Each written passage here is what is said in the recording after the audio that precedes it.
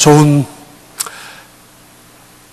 꽤 심상치 않는 일이 일어날 듯한 분위기 속에 사람들이 모여들었습니다. 그것도 회당이라는 곳에 말입니다.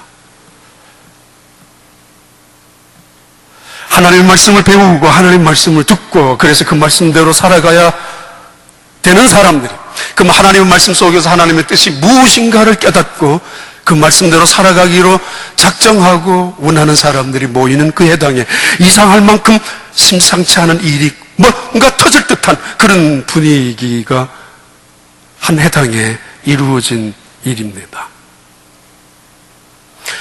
그날은 안식일입니다.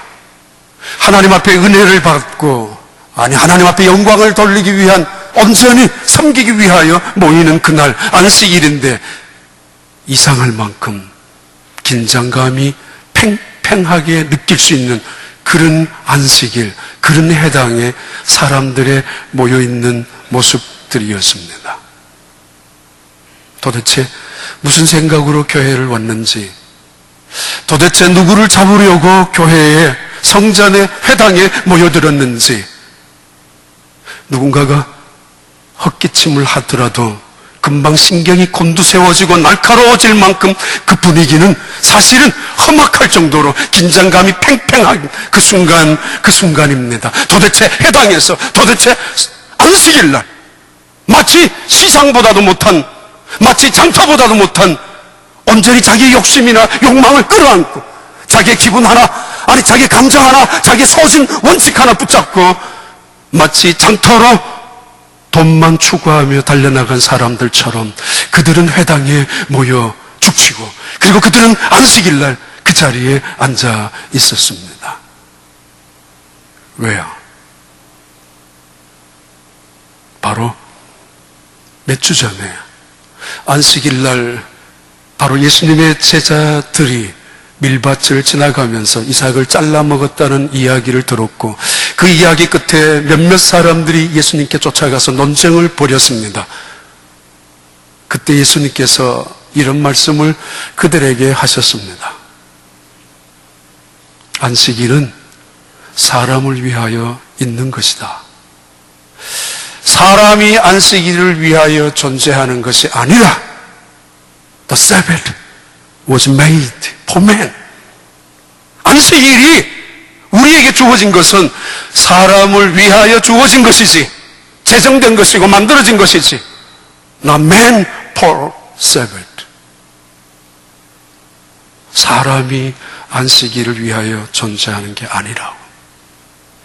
안식일, 이날이 전부인 줄 알고, 안식일, 이날을 마치 인생의 금과 옥조처럼 붙잡고 살아가는 어떤 사람들의 무리들은 그 말을 듣고 대단히 분노하고 불쾌했습니다.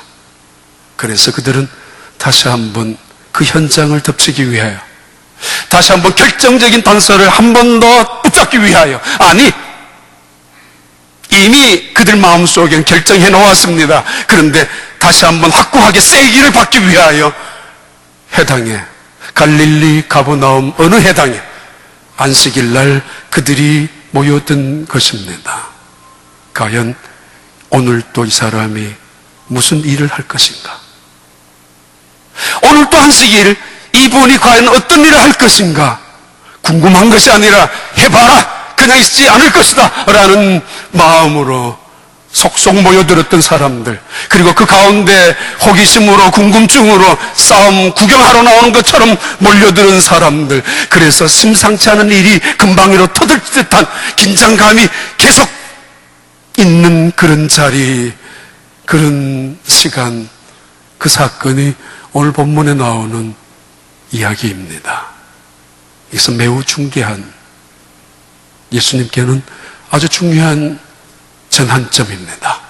적어도 6개월 이상 사역을 감당하셨던 예수님, 이제 전반기를 거의 마무리하는 예수님의 사역의 마지막 부분에 그를 대적하고, 그를 적대하고, 그를 비판하고, 비난하고, 정죄하는 수많은 사람들과 대적하는 대척점에 서 있는 순간에 그들은 마지막 다시 한번 모이는 자리에 앉아 있는 거나 마찬가지입니다.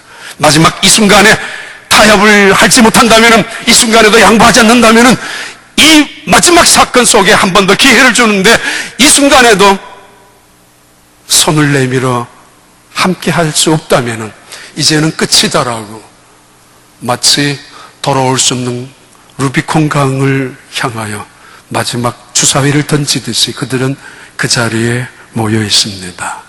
그게 오늘 본문 이야기의 시작입니다. 마가복음 3장 1절, 2절은 그때의 분위기를 이렇게 묘사하고 있습니다. 예수께서 다시 해당에 들어가 다시 적어도 2, 3주를 지나는 다시 해당에 들어가시니 한쪽 손 마른 사람이 거기 있는지라. 누가복음 6장 6절에서는 직업의 의식에 따라서 누가는 그 사람은 한편 손 마른 사람을 오른편 손 말랐다라고 이야기하고 있습니다. 2절, 사람들이 예수를 고발하려 하여 안식일에 그 사람을 고치시는가 주시하고, 다른 말로 흘겨보면서, 구체적으로 째려보면서 엿보고 있거늘, 이 사람들이 나중에는 서기관, 바리새인, 그리고 해당장에 있는 그 사람들, 특별히 헤롯 대왕의 일파들, 그들을 말합니다마는 전반부에서는 일반적으로 사람들이라고 말하고 있습니다. 왜요? 우리가 그 가운데 있을 수 있는 사람이니까. 교회를 와서 엿보기 위하여 고발하려고, 마지막 승부수를 띄우고 이제 오늘 또 내 마음에 안 들면 나는 떠날까 할 것이라는 어떤 히든칸 하나를 움켜잡은 채로 찾아오는 사람들, 이 사람 저 사람 눈을 흘끼고 살아가는 사람들이 모여있는 그 자리, 그 자리의 이야기가 오늘 예수님이 지금 중요한 전환점을 마무리하는, 여기에서도 만약에 예수님께서 더 이상 타협의 승부를, 타협의 카드를 내놓지 않는다면 이제는 결정적으로 이 세상의 많은 사람들이 그를 등을 돌릴 것이고 죽이려고 결정하는 그런 결정적인 순간입니다. 유명한 화가, 천재적인 화가 미켈란젤로, 그분이 지은 그린 조각 또는 그림이 그 중에 자주 받는 천지창조 그림 있습니다. 천지창조의 대표적인 작품입니다. 저작년에 이탈리아 로마 갔을 때 그 성전 꼭대기에 그것만 쳐다보고 밀려갔으면서 나왔습니다. 오른편의 벽화, 왼편의 벽화, 모세의 일생과 예수님의 일생이 있지만은 천장 벽화는 하나님이 천지를 창조하셨던 그 천장에 그림이 그려져 있었는데, 이 그림 가장 대표적인 그림입니다. 하나님이 사람을 향하여 손을 내밀고 있습니다. 온 마음을 다하여 힘껏 인간을 향하여 손을 내밀고 있습니다. 천지를 창조하는 대표적인 하나님의 모습, 상징입니다. 생명, 그 손끝의 생명, 손을 통하여 나타나는 하나님의 생명의 역사가 시작되는 첫 번째 그림 장면입니다. 오늘 팽팽히 맞서는 그 긴장 속에 그 한가운데 한 사람이 있습니다. 그 사람이 손 마른 사람입니다.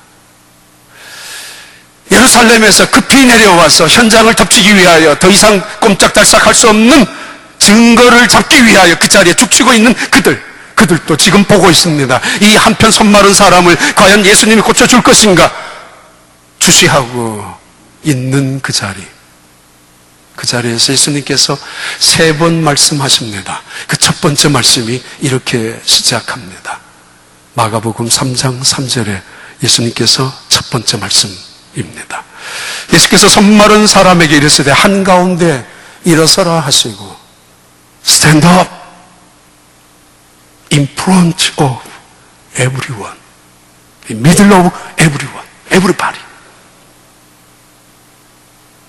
손 말라 있는 이 사람, 손이 오그러져서 펼 수 없는 이 사람, 전통적인 유대인의 성경 중에 하나, 전례로 내려오는 히브리의 성경에는 이 사람을 흔히 석수쟁이였다고 혹은 미쟁이였다라고, 그렇다면 이 사람은 입으로 먹고 사는 사람이 결코 아니라 가장 중요한 생활의 수단이었던 손이었습니다.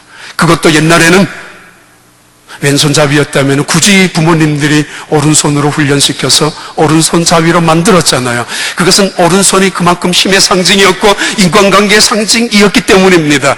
아무튼 이 사람, 오른편 손 마른 사람, 그는 더 이상 일할 수가 없습니다. 원래 헬라어대로라면 그분은 태어나면서 굳어져 있는 소아마비처럼 굳어져 버린 사람이 아니고 어느 순간에 그의 신경이 굳어져 버리고 어느 순간 외부의 강력한 힘에, 그것이 사고이든 사건이었든지 간에 충격에 의해서 그 신경이 뺏겨버린 채로 힘을 상실해버린 상태를 말합니다. 그래서 어느 순간부터 힘이 빠지니까 사용하지 않았든지 점점 사용하지 않으니까 점점 그 팔이 말라져 버렸던 이 사람, 그 사람, 손이 말라져 버렸던 그 사람이 바로 해당 말씀을 배우는 그 자리에, 바로 안식일 하나님을 섬겨야 될, 하나님의 은혜를 받아야 될 그 자리에 그분만이 어쩌면 사모하고 그 자리에 나와 있었는지도 모르겠습니다.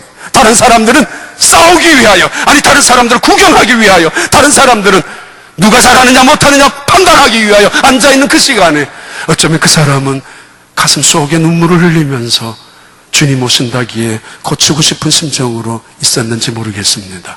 자, 아무튼 주님은 그를 보셨습니다. 스탠드업! 일어서라! 그리고 한가운데로 나오라고, 앞에 서라고. 일생 살아가면서 우리의 마음을 가장 잘 표현하는 것이 있다면 얼굴일 것입니다. 그 사람이 기쁘면 기쁨의 얼굴이 화색이 돌 것이고 슬프면은 슬픈 기색이 역력히 드러나게 됩니다. 아무리 감추려고 애를 쓴다 할지라도 때때로 마음속에 흥분한 것이 드러나기도 하고 때로는 화가 나는 것을 참지 못하는 얼굴이 그대로 표현되기도 합니다. 그렇습니다. 욕심으로 일평생 살아왔다면 그 얼굴이 욕심으로 더덕더덕 묻어 있을 것이고, 겸손함으로 살아왔다면 선한 인상이 그 얼굴에 남아있게 마련일 것입니다. 얼굴은 그 사람의 마음, 정말 마음일 수 있습니다. 때때로 돈을 들여서 성형을 하고, 때때로 돈을 들여서 얼굴을 바꾸기도 하고 고치기도 하고 화장으로 감추기도 하고 치장하기도 하지만은, 그럼에도 불구하고 우리 마음속에 있는 불안과 두려움은 성형한 얼굴이라고 감춰지지 아니하고 두려움이 고스란히 나타날 것이고, 때로는 평안한 얼굴이라면은 평안함이 그 얼굴 속에, 마음속에 나타난 그 얼굴이 얼굴로 드러나게 마련일 것입니다. 이와 마찬가지로 손이 그렇습니다. 어쩌면 손은 얼굴보다가 더 적극적으로 우리의 마음을 표현하는 수단, 또는 우리 마음의 의사를 표현하는 적극적인 방법이 손일 수도 있습니다. 기분 좋은 사람 만나면 손이 나갑니다. 어깨를 두들깁니다. 사랑하는 사람 만나면 손이 나갈 수밖에 없습니다. 반가운 사람 끌어안을 수 있습니다. 그러나 마음이 없는 사람 손을 뿌려칩니다. 거절합니다. 외면합니다. 간절한 사람 두 손을 모읍니다. 어떤 사람 승리를 기원하면 이렇게 말합니다. 이렇게 보여줍니다. 환영하고 영접할 때도 손을 크게 벌리고, 떠나가는 사람 손을 흔들기도 합니다. 의사표시, 강한 의지의 표현도 손일 수가 있습니다. 어쩌면 얼굴보다가 더 적극적인 표현 방법이 손이기도 합니다. 특히 인간관계 속에서. 그래서 하나님은 사람에게만 손을 창조하셨을 것입니다. 어쩌면 그래서 이 손은 인간에게만 주어져 있는 이 손은 대단히 중요할 것입니다. 이것으로 우리는 문화를 만들었고 문명을 발전시켰고 도구를 사용하면서 인간 세상을 점점점 훨씬 더 발전시켜 나왔던 것이 인간에게만 주어져 있는 특권이고 축복이었을 것입니다. 근데 어느 날부터, 언제부턴가 모르게 손이 말라있는 이 사람, 인간관계가 깨어지고 금이 가고 불락되어 버리고 어느 순간 뒷자리에서 서성거릴 수밖에 없고 언제부터인가 주변에서 머뭇거리는 사람, 주머니에 손을 집어넣은 채 꺼낼 줄을 모르고 뒷자리에서 배회하며 사는 이 사람, 때때로 앞에 선 사람들 바라보면서 빈정거리도 할 수 있었을 것입니다. 비판도 하고 때로는 구경도 하면서 판단도 했을 것입니다. 앞에 있는 사람들 바라보면서 때로는 안타까움도 있었을 것입니다. 나도 앞에 서고 싶다고, 나도 한가운데 서고 싶다고 뒷자리에 머뭇거리고 주변의 인생 속에서 살아가는 인생이 아니라 말입니다. 오늘 뒷자리에 있는 분들은 해당되는 건 아닙니다만, 그래도 뒷자리는, 주변은 때때로 우리를 편안하게 하고 우리를 사실 편리하게 머물 수 있는 자리가 뒷자리일 수 있습니다. 손해 안 볼 수 있는 자리, 여차하면 뛰어갈 수 있는 자리, 숨을 수 있는 자리, 경계선에 기회를 엿보다가 내 이익이 있는 자리에 쉽게 넘나들 수 있는 그 자리, 그러면서도 웅크리고 있는 그 사람들, 어쩌다가 뒷자리에 앉아 계시는 분들 계시면 죄송합니다만, 그러나 뒷자리가 언제나 익숙하고 뒷자리가 언제나 편안하고 뒷자리가 언제나 나에게는 가장 좋은 자리라고 여기는 사람들은 한 번쯤은 생각할 필요도 있을 것입니다. 하나님이 나에게 뭐라고 말씀하시는가? 언제나 도망갈 궁리만 먼저 하고 있는 그들, 그러면서 팔짱을 낀 채 비판과 비난을 서슴지 않고 있는 그 사람, 그러면서 한편으로는 정말 내 팔을 펼쳐서 나도 한가운데 서서 내 인생을, 그로 인하여 가족이 피곤하고 지치고 가족이 불행한 인생을 살아가는데 가정의 입장에서 일을 해야 되지 않습니까? 아니, 한 남자의 입장에서 인간관계를 성립시켜 나가야 되지 않습니까? 모든 것이 절단된 고난과 고통, 이상의 정신적인 괴로움, 외로움 속에 있는 그 사람, 그 손을 펼치고 싶은 마음 속에 어쩌면 심상치 않은 일이 이루어질 수 있는 그 해당에 있었다는, 어쩌면 유일하게 하나님의 은혜를 사모하는 마음으로 그는 뒷자리에 있었을 것입니다. 바로 그를 향하여 바라보셨던 예수님이 하시는 말씀입니다. Stand up in front of, 가운데 서라. Everybody. 한 번도 살아가면서 예배의 중심에 서본 적이 없는 사람, 한 번도 기도하면서 앞장서서 기도해 본 적이 없는 사람, 한 번도 인생을 살아가면서 내가 주도적으로 하나님의 뜻이 무엇인가를 순종하면서 그래서 믿음으로 살아가 본 적이 없는 사람, 지금까지 이때까지 끌려오듯이 마지못해서 죽지 못해서 어쩔 수 없이 밀려오듯이 인생을 살아가는 사람들, 나도 한 번쯤은 한가운데서, 봉사의 중심에서 나도 한가운데서 마치 수많은 사람들이 있다 할지라도 나와 하나님만이 있는 것처럼 1대1 예배를 드리는 것처럼 예배의 한 중심에서 주님을 바라보는 자리에 있기를 원하는 그 사람, 그 사람을 주님은 찾아내어서 말씀하십니다. 나오라, 한가운데 서라고. 너의 인생이 그 자리에서 머뭇거리다가 배회하다가 서성거리다가 비판하다가 정죄하다가 구경하다가 너 인생을 끝내서는 안 된다라고. 매우 신중해야 할 시간입니다. 그리고 매우 조심스러운 분위기입니다. 지금 예수님이 무슨 말을 할 것인가를 기다리고 있거든요. 사람들이 지금 예수님이 어떤 행동을 취할 것인가 주시하고 흘기고 째려보고 있거든요. 걸리기만 해봐라고. 근데 예수님은 미루지 않습니다. 변명하지 않습니다. 이분 당장 안 고쳐도 되거든요. 이분 오늘 안 해도 됩니다. 따로 뒷자리에 만나서 따로 다른 시간 정해서 고쳐줄 수도 있는 그런 사람입니다. 하루쯤 더 견디라고 해야 그거 그렇게 큰 불행은 아닙니다. 그런데도 대단히 예수님은 도발적입니다. 눈치 보지 않습니다. 그래서 이 자리를 모면하려고 괜히 머리 굴리지 않습니다. 살려달라고 애원도 하지 않는 사람, 고쳐주세요 단 한 번도 부탁해 본 적이 없는 이 사람, 그렇다고 예수님을 향하여 당신은 메시아입니다, 다른 병자들, 다른 환자들처럼 고백도 아니면 나는 이렇게 살 것입니다 고쳐주기만 하면 이런 결단도 없는 이 사람을 주님은 보시고 세상은 흘겨보지만은 주님은 긍휼을 통하여 보십니다. 세상은 우리의 단점을 찾아내려고 허련 갖고 있지만은 주님은 우리의 장점을 그리고 우리의 단점까지 보시면서 그의 필요에 민감하게 반응하십니다. 그래서 그분이 말씀하십니다. 일어나라. 한가운데 오라고. 싸움이 시작됩니다. 드디어 전쟁이 그날 일전이 벌어지는 순간입니다. 모든 사람들이 더더욱 긴장합니다. 이때 예수님께서 두 번째 말씀을 시작하는데 그 말씀은 질문을 던지고 있습니다. 그들에게 이르시되 안식일에 선을 행하는 것과 악을 행하는 것, 생명을 구하는 것과 죽이는 것, 어느 것이 옳으냐? 예수님께서 두 번째 하시는 말씀입니다. 그것은 그들을 향하는 질문입니다. 이것은 우리를 향하는 던지는 질문입니다. 안식일날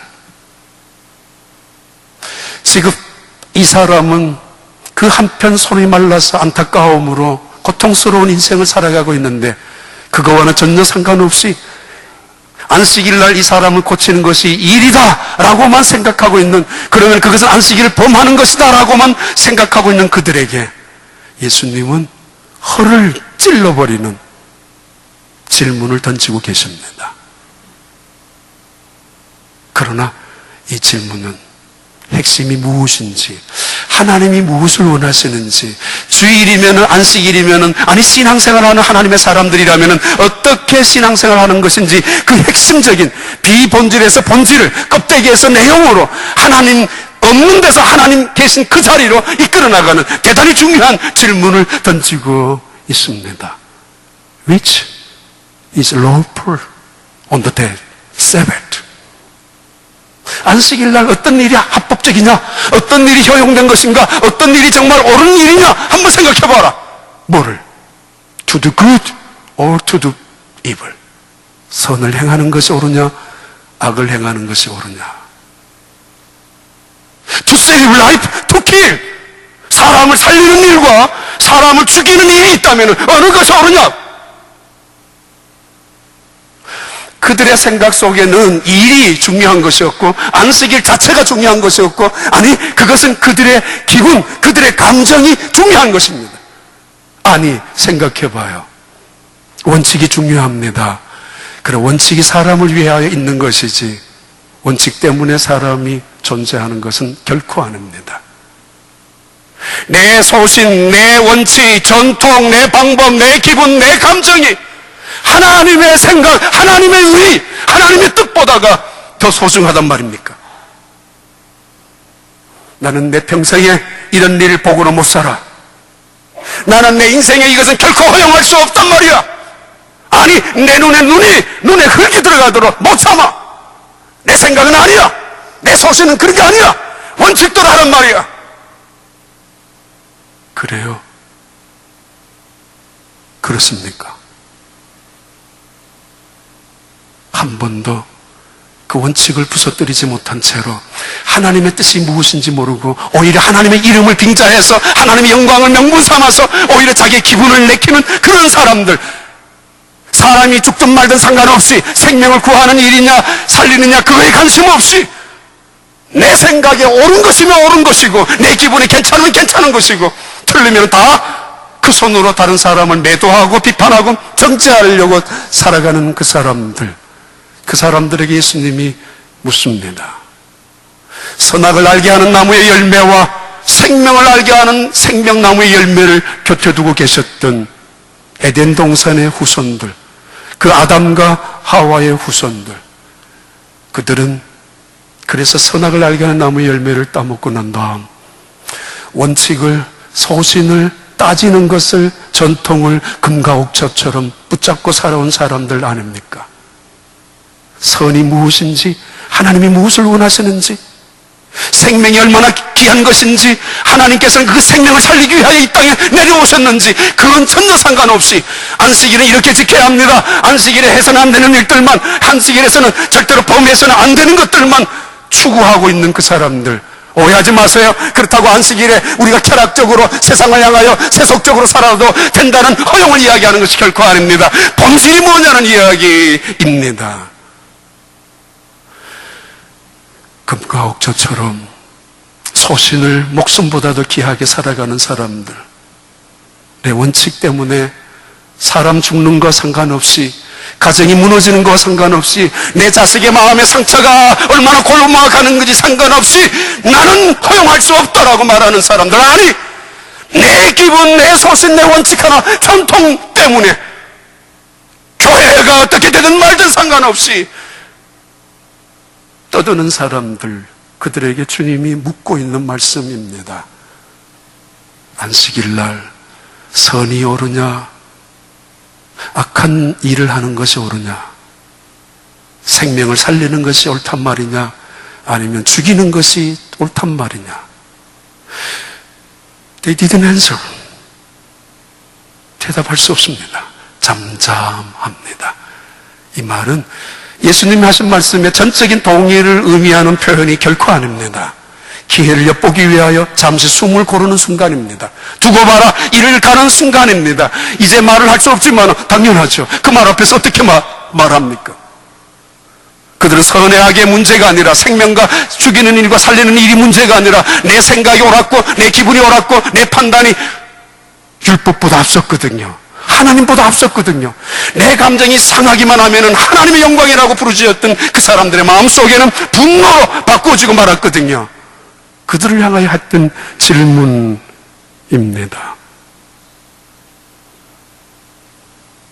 잠잠한 그 순간에 잠시 침묵이 흐르고 있습니다. 지난주 한국에 잠깐 다녀왔을 때, 그때 많은 사람들의 모임에는 이런 이야기를 하는 것을 들었습니다. 한 어머니 그리고 두 딸, 세 모녀가 자살한 이야기를 꽤 여러 사람들이 모일 때마다 한국에서 했습니다. 얼마나 불쌍한 마음을 가득 담고, 그분들이 얼마나 신실하게 살아가려고 애를 썼는데도 안 되었거든요. 마지막 자살하면서도 집주인에게 남겨놓은 그 얼마까지 떼어놓고 돈 아끼려고 제대로 한번 살아보려고 라면 한 봉지 돈값까지 계산해놓고 가계부 정리하면서 전략하려고 살아가려고 몸부림쳤던 흔적도 있는, 마지막 얼마 돈을 남겨서 주인에게 미안하지만 전달해달라라는 사람들의 마음이 그랬습니다. 아팠습니다. 어떻게 그럴 수가 있을까? 왜 우리는 그걸 몰랐을까? 그렇게 힘들게 살아가면서도 세상은 왜 아무도 그에게 관심이 없었을까? 사람이 죽어가는데도 그것은 자기들의 몫이라고, 자기들의 책임이라고, 지금 해야 될 일들은 그들이 더 열심으로 일해야 되는 것이고, 아니 살려면 바로 더 열심으로 살아가면 되지, 그것도 못하고 죽느냐라고. 그런 사람들보다가 훨씬 더 동정하는 사람들이 많았습니다. 예수님이 잠시 침묵이 흘렀던 그 자리에서 다시 눈을 돌려서 한가운데 세우는 한편 손마른 사람에게 말씀하시는 말씀이 3장 5절의 말씀, 세 번째 마지막 말씀입니다. 그들의 마음이 완악함을 탄식하사 노하심으로 그들을 둘러보시고 그 사람에게 이르시되, 말씀하기 전에 두 개의 동작이, 두 개의 표현이 나타납니다. 예수님의 마음이 그들의 완악함을 보시고, 프로세이라고 하는 말입니다. 돌같이 굳어진 상태를 말하고 바위같이 단단해진 상태를 말합니다. 물 한 방울 들어갈 수 없는, 추워도 다른 사람을 배려할 줄 모르는, 단 한순간도 다른 사람의 마음을 이해해 보려고 생각조차 하기 싫은 그런 사람들의 상태, 그 완악. 근데 이 상태가 어두움을 말합니다. 캄캄한 사람들. 그래서 자충우돌합니다. 여기 가면 이 말하고 저기 가면 저 말하고 저기 가서 싸우고 여기 가서 싸우고 원칙대로 하자고 법대로 하자라고 소리를 높이는 사람들, 캄캄한 인생을 살아가는 사람입니다. 뭘 모르니까, 안 보이니까 바늘 하나 더 갈 수 없는 사람들, 그들의 완악함을 보시고 근심하시고 탄식하신 예수님, 어쩌다가 저렇게 인생을 살아가는가? 언제까지 저런 인생을 끝까지 살아가야 하는가? 어느 때까지 저렇게 자기의 기분이 가장 소중하고 전통이 마치 생명처럼 중요하고, 아니 내 판단, 내 생각, 내 소신, 내 고집이 하나님의 마음보다 더 중요하다고 믿고 움컥 섞고 살아가는 사람들. 그래서 마땅히 누려야 될 시간에 마땅히 가져야 될 하나님의 은혜와 자유를 누려보지 못한 채로 해당에서도 싸우려고, 안식일인데도 마음의 불안과 두려움을 가지고 싸우려고 하는 이 사람들을 보시고 근심하시고 탄식하시는 예수님의 마음, 어쩌다가 이 지경이 되었는지. 제대로 살면 안 되는데, 제대로 살다가 죽으면 안 되는데, 그렇게 살다가 죽으면 안 된단 말이에요. 언제까지나. 그런데도 난 내 눈에 흙이 들어가기 전에는 못 받고 안 돼. 누가 그래요? 하나님의 뜻이 무엇인가 한번 생각해 보았어요. 그들의 완악함을 보시고 근심하시고 탄식하시고, 또 다른 하나님은 그들 배후에 있는 악의 세력, 제악의 세력을 보시고 노하신, 다시 말합니다마는 그 사람을 연약한 인간 속에 들어와서 죄로 인하여 퍼지게 하고 독소가 되게 하고, 연약한 인간을 붙잡아서 악함으로 붙잡혀서 사슬에 묶어서 조종하고 어두움의 세력으로 죄의 노예로 마음껏 부려먹는 그 배후의 악의 세력, 사탄과 마귀의 세력을 보시며 노하시는 예수님. 그리고는 한가운데 세워놓은 한편 손마른 사람에게 말씀합니다. 너 손을 내밀어라. Stretch out your hand. Stretch pulse. 힘껏 내밀어라. 설득하지 않습니다. 한번 내밀어 볼 수 없니? 타협하지도 않습니다. 설명하지도 않습니다. 이렇게 하면 된다라고. 이런 말을 여러분 맹목적이라고 맹신이라고 강신이라고 오해하지 마십시오. 주님은 우리에게 자주자주 명령하십니다. 그 말씀에 압도당하는 사람, 그 말씀에 굴복당하는 사람, 영적인 상태로 살아있는 사람은 그 말씀이 천금만금 무게를 가지고 내게 다가올 것입니다. 소자야, 내 손을 내밀어라. 너의 인생 속에 개입해서 너를 불행하게 만들고, 그것 때문에 너의 인생 삶을 비극으로 만들고, 너의 가정도 불편하게 만들었던, 균형이 깨어진 채로 불균형한 인생을 살아갈 수밖에 없는 그런 문제를 만들었던 내 손을 펴라. 그것 때문에 한가운데 선 적이 없이 뒷자리를 패해하며 언제나 주변을 서성거리며 구경만 하다가, 아니 비판만 하다가, 아니 아쉬워하고 부러워만 하다가 살다가 인생 끝나지 마라. 보란 말이야. 너의 손을 내밀어라. 움켜잡고 있는 너의 손, 오그라진 너의 손, 한 번도 펴본 적이 없는 일생을 살아가면서 너를 괴롭히고 너의 인생의 발목을 잡고 있는 너의 손을 펼쳐보라고. 사실은 눈을 흘기고 있는 그 당시에, 그때의 수많은 사람들이 하시는 말씀이기도 합니다만은 아무도 그 손을 편 사람 없었습니다. 이 사람 외에 말입니다. 미켈란젤로의 그림을 한번 다시 한번 볼까요? 하나님의 손을 보지 마시고 아담의 손을 봐요. 비스듬히 기대에 있는 아담, 짐짓 여유를 부리고 있는 아담, 마지못해 그 손을 슬그머니 내밀고 있는 아담, 거만하고 오만하고, 그리고 나는 하나님의 손 필요 없다라고도 말할 수 있을 만큼 그런 뜻이 보이고 있는 이 사람의 손, 잡으려면 잡아보세요. 난 당신 손 없어도 살 수 있습니다. 끝까지 하나님은 최선을 다하여 내밀고 있는데 온 힘을 다하여 필사적으로 그 손을 잡기 위하여, 생명을 주기 위하여 인간다운 길을 얻게 하기 위하여 그 손을 내밀고 있는데, 오늘 또 말씀하고 있는데 내 손을 내밀라라고. 무슨 모기로, 무슨 객기로, 무슨 욕심으로, 교만으로 꺼내는 것이 손해봐요? 아니 내미는 것, 잡는 것이 내게 자존심이 상한다고요? 두고 봐요. 일평생 그 손으로 움켜잡기만 하고, 일평생 그 손으로 다른 사람을 헐기만 하고 세우는 것들을 무너뜨렸던 사람들의 손은 하나님 앞에 갔을 때 어떤 손이 될지. 이 세상에 가장 아름다운 손은 빈손입니다. 하나님 앞에 섰을 때 그 빈손은 가득 채워져 있기 때문입니다. 예수님 말씀합니다. 내 손을 내밀어라. 기억나지 않습니까? 하나님이 모세에게 그 손을 주머니에다가 가슴에다가 넣어보라고 넣어보고 꺼냈습니다. 문둥병이 되고 말았습니다. 너만을 위한, 너 자신만을 위하여 움켜잡고 살아가는 그 손은 결국은 문둥이 손이라고. 네 발로 살아가는 짐승이나 뭐 다르겠느냐고. 그 손을 하나님은 다시 모세의 품속에 넣으라고 말씀하셨습니다. 다시 꺼냈습니다. 하얀 어린 나이의 손같이 되어버리고 말았죠.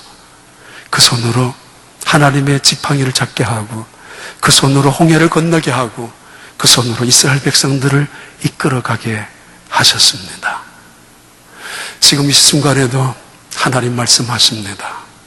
내 손을 내어라. 힘껏 내밀어라. 이제는 한가운데 서라. 이름을 내고 얼굴을 드러내고 자기의 자존심을, 명예를 드러내는 이야기가 아니에요.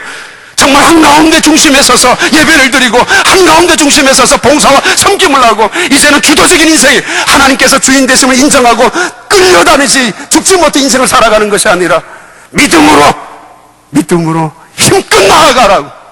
그리고 그 손으로 바리새인과 서기관들과 이 헤롯 사람들처럼 다른 사람을 향하여 돌을 들고 던지려고 준비하며 살지 말고, 그 손으로 오늘 진짜 찬양대처럼 세워주는 사람, 위로해주는 사람, 존귀하게 씻어주고 그를 도와주는 손길, 그 손을 주님은 오늘도 원하십니다. 기도하겠습니다. 하나님 아버지, 이 세상에 오셔서 우리의 잿된 손을 건져주기 위하여, 우리의 악에 가득 찼던 손의 모든 것을 털어놓기 위하여 십자가의 그 손에 못을 박으시고, 그리고 우리의 손을 붙잡아 주셨던 주님, 우리의 손이 온전히 주님의 손에 붙잡힌 바 되는 믿음의 손들이 되게 하시고, 성령께 붙잡힌 바 되는 성령의 도구가 되도록 축복하여 주옵소서. 이 손 속에 믿음의 의사, 믿음의 표현, 믿음의 의지, 믿음의 능력이 성령을 통하여, 하나님을 통하여 다른 사람들에게 전달되어지도록 축복하여 주옵소서.